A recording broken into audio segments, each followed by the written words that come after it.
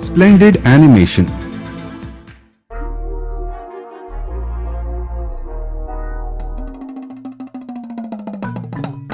Splendid TV.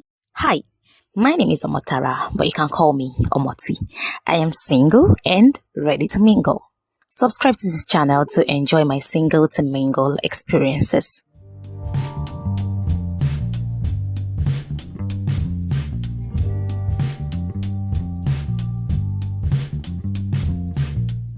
You know this idea of not posting your relationship online so that it will not break, eh? My people used to say that. Now waiting we no expose the gay value in Kotabambo Loni.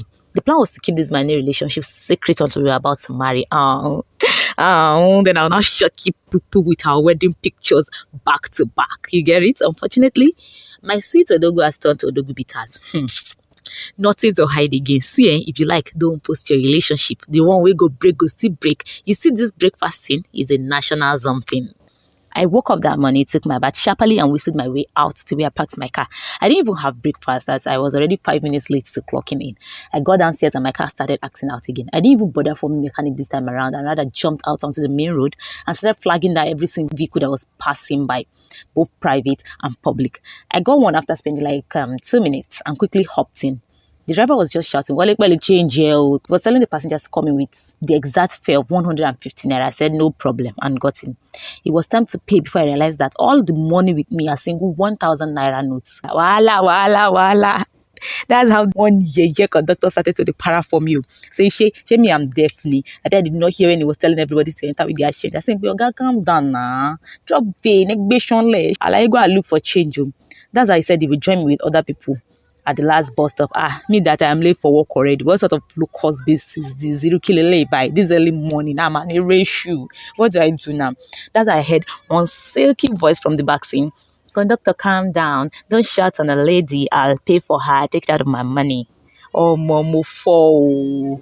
I break. Finally, somebody came to my rescue. I turned back and saying, thank you. Your own too will not spoil. The person that came to greet you will not kidnap your child. And lo and behold, the guy is handsome. Did I say his voice is silky? His face is even silkier. But a cute guy, or more, if not for God, they get for them fall in love.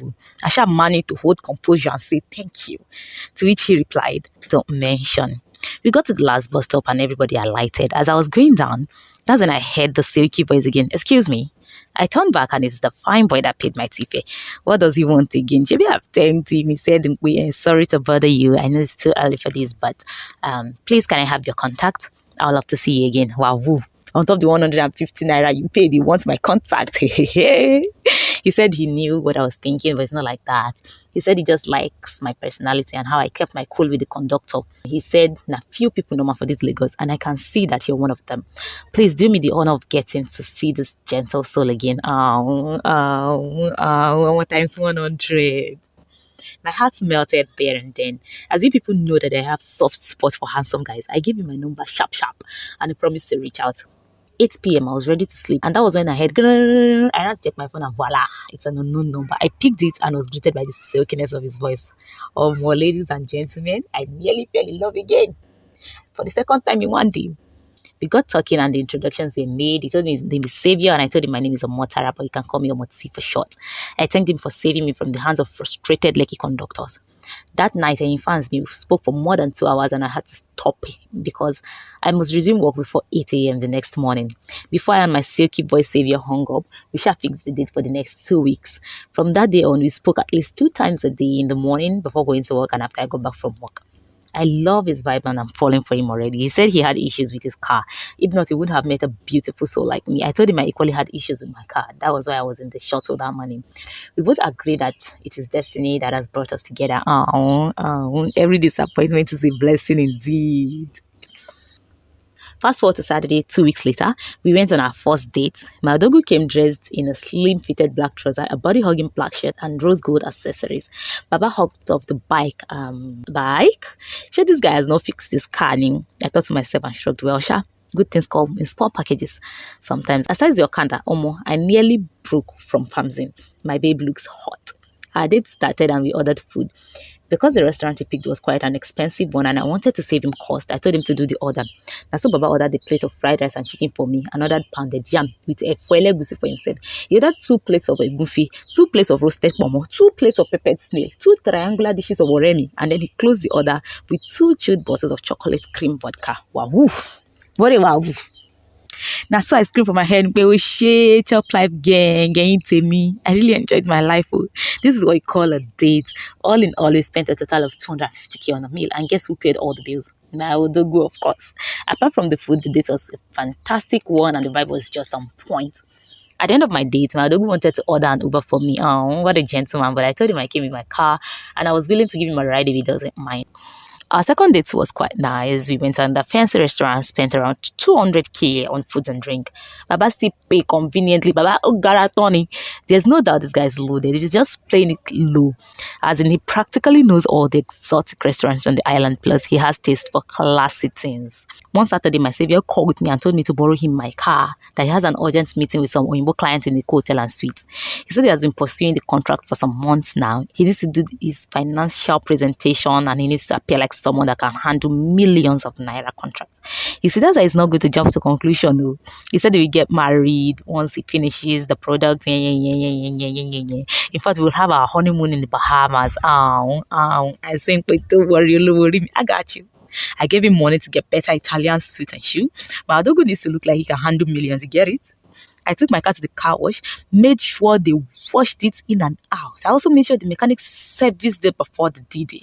We can't take any chances. My baby came for the car early in the morning. He told me the meeting would only last for 4 hours and he should be back 8 p.m. that night. I said, no problem. Nobody. But by 11 p.m., Saviour was still not back. I called his phone tire, he wasn't picking. I texted him, no reply. Even WhatsApp, he was online but wasn't replying. At this point, my mind is beginning to do beep. Abi, he lost the contract. Abi, car broke down on the highway. I shall manage and do it that Saturday night. And the only thought running through my head was that, where's my baby? How is he doing? Then my car. I nearly entered shock, if not for God. Though. The following morning, I literally ran to Saviour's house and knocked for nearly 30 minutes with no response before one Beke-looking girl came to tell me that Saviour is in the hospital. He was involved in a car accident last night while returning from the club with his girlfriend. What's this one saying? I am his girlfriend and I was not with him last night. Besides, he went for a contract at a hotel and suite, not clubbing. Anyways, let me get to the hospital and see for myself. I got to the hospital and saw Saviour in a critical condition. I also saw another lady that was brought in with him. The nurses said they were both rushed in at the early hours of the day. Mogbe. I asked the nurse for any eyewitness, and the nurse directed me to the man that had brought them in. I moved closer to the man and asked what really happened. The man said, he's not my savior anymore. The man said Saviour ran into a shop near his house around 3 a.m. this morning. He was drinking alcohol and the lady that was with him in the car. Apparently, they were returning from the club. So this idiot lied to me. He took my car to the club, got drunk and was involved in an accident on his way back. I went back to the nurse to ask about my car. That was when the nurse told me that my car is in police custody. My precious car in police custody. I don't buy my kids. The nurse now said, ma'am, are you his girlfriend? If yes, your boyfriend said you will settle the bills when you come. Bill Clinton, what audacity. I asked her if they have toilet and she said yes. I said, nice one. They should keep treating him. When he gets better, he will pay by washing toilets. In fact, they can even keep him as an auxiliary nurse. And you found me. Thank you for watching and listening to my rant. Join me next week as I share another interesting story. Don't forget to subscribe to this channel. Bye.